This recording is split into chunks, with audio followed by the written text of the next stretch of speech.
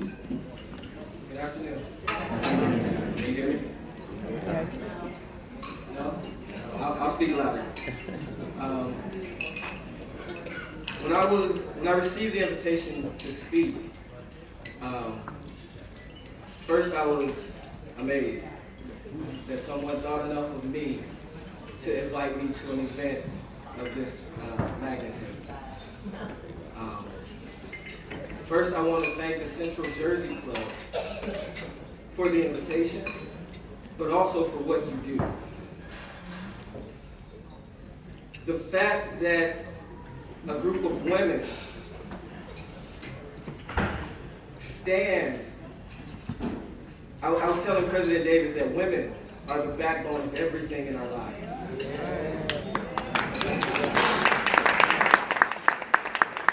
Women hold our families, women hold our communities, women hold our children. They encourage us to be better. Even when the world around them is not fair or doesn't treat them right, they don't bow their heads. They continue to stand and push forward. So I am appreciative of the opportunity to address this body. Thank you. A village in crisis. I think if we take the time to look at our surroundings, our society, we all can agree with those sentiments.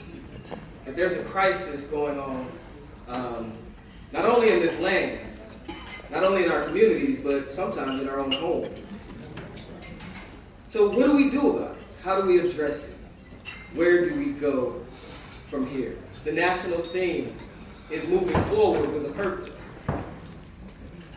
And so in my remarks today, I'll touch on the village in crisis, but I want to also talk about how we move forward with a purpose. Before I get into that, though, I want us all, if you don't mind, to give the accolades that are due to these young people who are scholarship recipients, some who are in the very top of their classes, young people who have dreams and aspirations of being astrophysicists and chemists and biologists. These children, young people, are our future. And if we don't celebrate them, then the world will. So if you don't mind, stand with me as we give them a hand. As we celebrate them and their parents. Thank you so much for proving the stereotype wrong.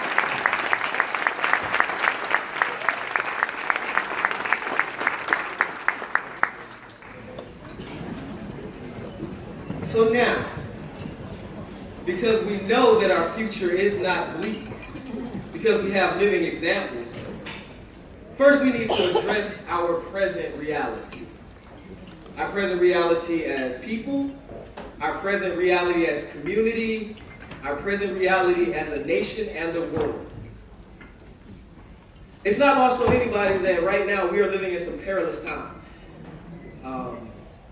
Wars and rumors of war, right? Political discord, dysfunction, corruption. All of those things are surrounding us as we try to live our daily lives. There's instability in our financial markets. There's instability in our government. There's uncertainty about, will there be a future for these young people to inherit? Well, I stand here on this afternoon to tell you that it is our responsibility to ensure that they have a world to inherit, a world that they can live in and prosper in. That's our job.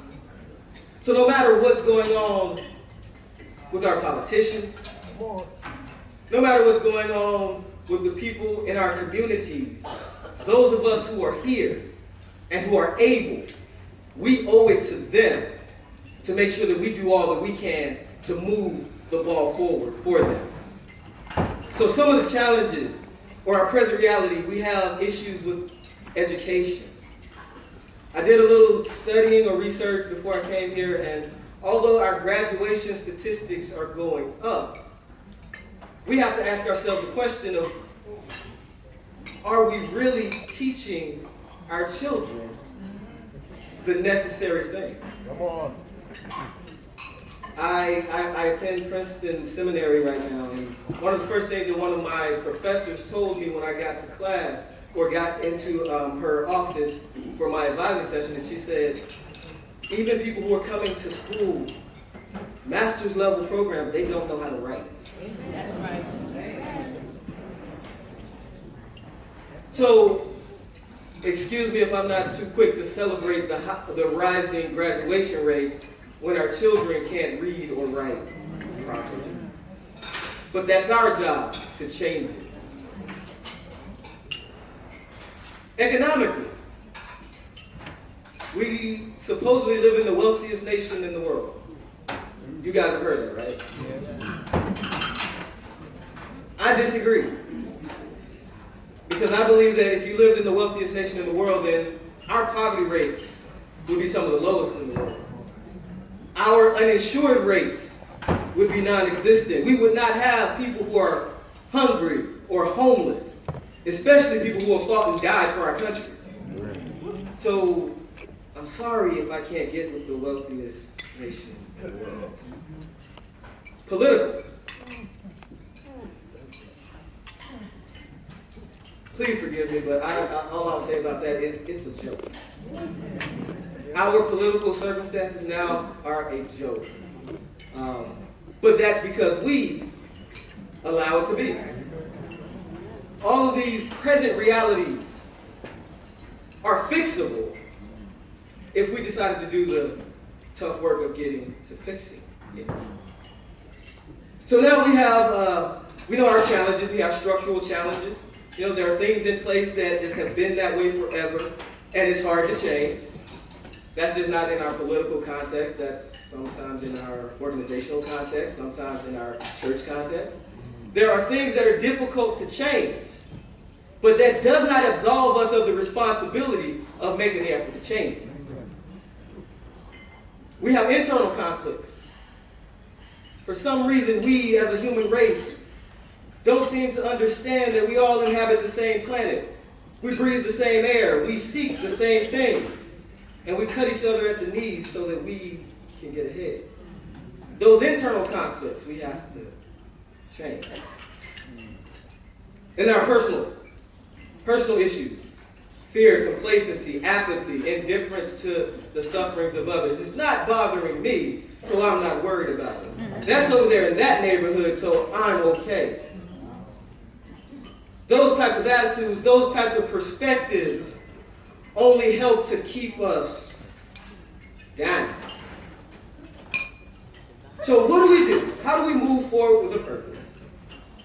First thing is you have to understand and acknowledge what your purpose is. You see, I believe that each and every person in this room, each and every organization that has ever been created, there was a purpose in mind. There was something that they had to do. There's work to be done. What you have to do may not be the same as what I have to do. But if we all work according to what our purpose is, at some point our lives will intersect and we will be able to continue to move things together. To me, it doesn't matter what your race, your color, your creed, whether you're male or female. I don't care about any of those things. But what I care about is the person that you are. Maybe that has something to do with me being a Baptist minister, but I believe that we were all created in the image of God. I'm not going to argue about whose God is right or whose God is wrong, what way is right, what way is wrong. I don't care about that. That's irrelevant. But the fact that you are a child of God obligates me to treat you as that child of God. Because you and I are the same. And once we as people, as a human race, start to act that way, start to see each other not as a threat, but as a co-laborer in this work that we've been called to do, our world will be better. What sense does it make if I have 5 bedrooms in my house, but I know someone who's sleeping in their car? That's the reality. And they're not knocking anybody who has those things. Because there are some very, very generous people who do open their doors and they don't want any applause. They don't want anybody to know the things that they do. But what about those who are braggadocious about what they have, but then won't give 2 nickels to a child who's trying to go to school? I'm encouraged by the scholarships that you're giving to our young people, because if we don't invest in our future, there's no future for us at all. And an investment, to me, is not something that comes out of your excess, but it comes out of your substance. An investment hurts. It's when you give that which you may not want to, but you understand that the reason that you're giving it is going to pay you dividends in the end. We have to have a forward-looking mentality. We can't stay stuck in the past. Now, please don't misunderstand me. I'm not saying that the past has no value. I actually cherish the past of our ancestors. The things that they've come through, the places that they've gone, the things that they've done, allow us to stand on the shoulders. Allow us the freedoms and the opportunities that we would not otherwise have. But in honoring that past, we have to look back with the mindset of moving forward. We can't stay back there. Now we have vestiges of our past that are manifesting themselves today. I think about the civil rights movement of the 60s. That was a time where people, all races, colors, creeds, came together because they recognized that what they were facing was unjust, and the only way that it can be dealt with appropriately was collectively. And so they marched, they protested, they sat in, and slowly but surely things changed. The iteration of that today, we've had the Black Lives Matter movement, and some have criticized it, rightly or wrongly. We've had the women's marches, rightly or wrongly, have been criticized. But that to me says that people have seen what we've done in the past, seen what was accomplished, and says, we need to do this again. How many of you know about Tulsa, Oklahoma back in the 1920s? It was called Black Wall Street. Little Africa. That was a stretch of town in the segregated part of town where blacks were relegated to because they could not be in the same area with whites. Instead of allowing that to be a detriment, it was turned into one of the most prosperous communities of black people ever. To me, that's our model of success.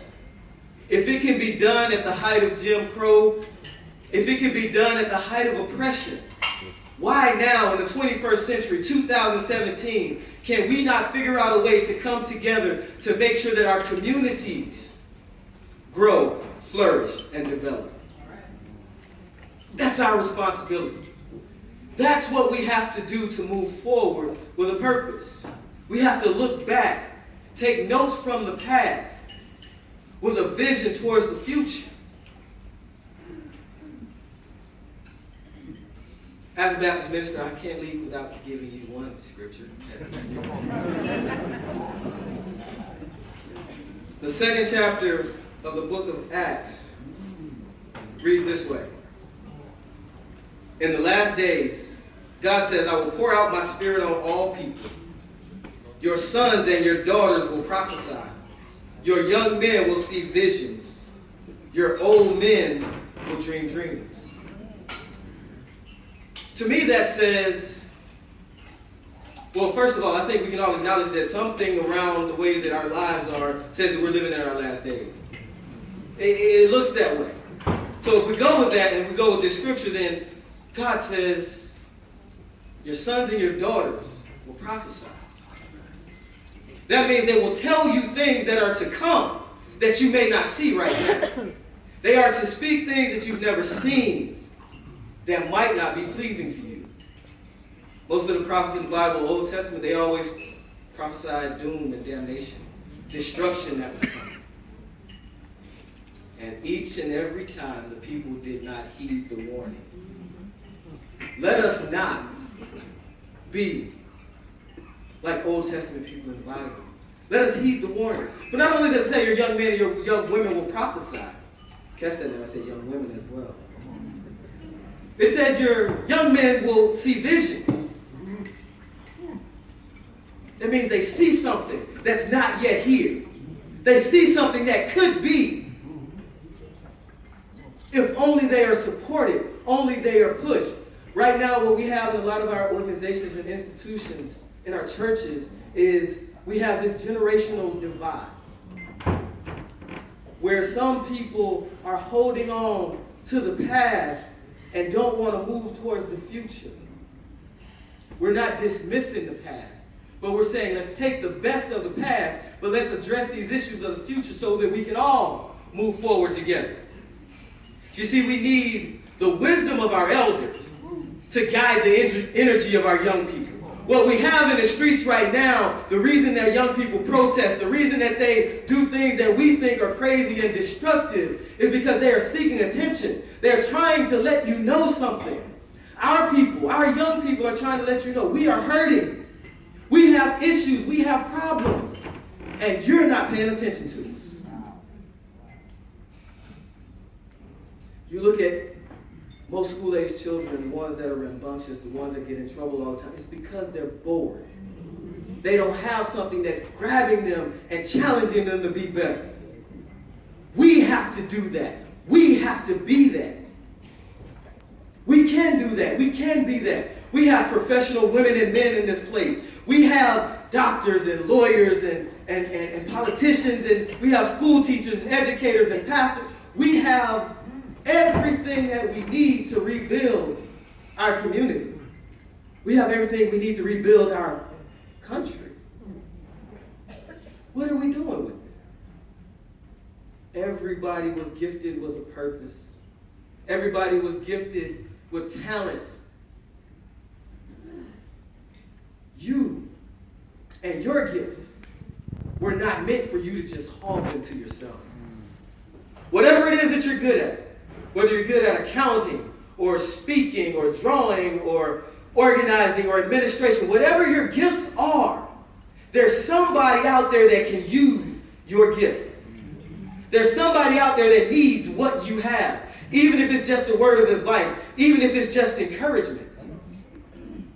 Before I got up here, I was telling President Davis, it's great that you give scholarships. That is good. It helps. The money helps. But I think it goes beyond that. Just the fact that someone outside of my family acknowledges the hard work, acknowledges what I'm trying to do, that puts something down inside of me that says there are people counting on me. And for that reason, I'm going to persevere. I'm going to hit head on the challenges that are in front of me, and I'm not going to waver. I'm not going to give up. Think about the people in your life. Think about the places you go. Think about the influence that you have. Is it being used just for you? Or is it being used to build somebody else up? One of the most important things that we can do as human beings on this earth for our fleeting time while we are here is to plant seeds. Our job is to plant seeds and nurture them and water them and support them. Not to direct them onto how they should live or be. Guidance is appreciated. Force is resisted. One thing that I learned at a young age, respect is given when it's earned. So one thing I want to leave you with as we acknowledge that we are a village in crisis. Our children are dying, they're being miseducated, our country is being polluted. One thing I want to leave you with. When you die and you're no longer here, what will people remember about you? Is it the lives and the people that you planted into, or is it your selfishness? Everything that we've been given by our Creator is meant for us to be given to someone else so that we can continue our generation. We can continue the human race so that we can make better strides than we were before. As we get more technologically advanced, we should advance as people as well. So I want to thank you for the invitation. I want to thank you for your attention. And as you leave this place, please think about it. What purpose are you moving forward for? Because if it's not for the greater good of humanity, ask yourself, is it worth it? Thank you.